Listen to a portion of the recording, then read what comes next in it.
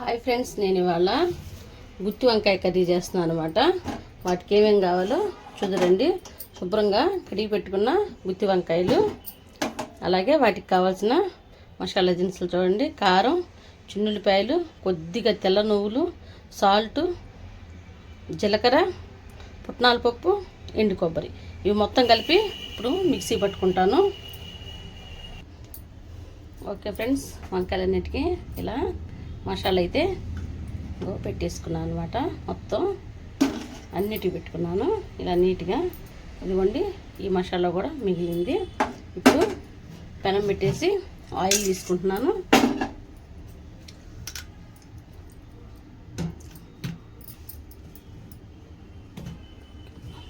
Okay, oil తీసుకుంటున్నాను. Okay friends, oil అయితే వీటెక్కింది. నేనైతే ఎక్కువ ఆయిల్ తీసుకోవట్లేదు అనమాట, తక్కువ ఆయిలే తీసుకుంటున్నాను.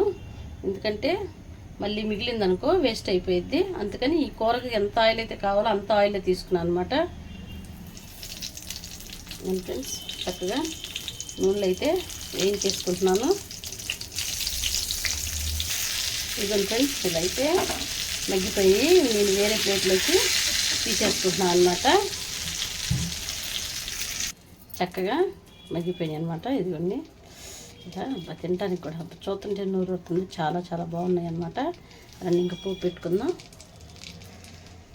ఓకే ఫ్రెండ్స్, ఇదే ప్యాన్లో నేనైతే కొద్దిగా జీలకర్ర అయితే వేసుకున్నాను. కాసినన్ని ఉల్లిపాయలు, అలాగే ఎక్కువ కాకుండా 2 పచ్చిమిరపకాయలు కూడా వేయించుకుంటున్నాను.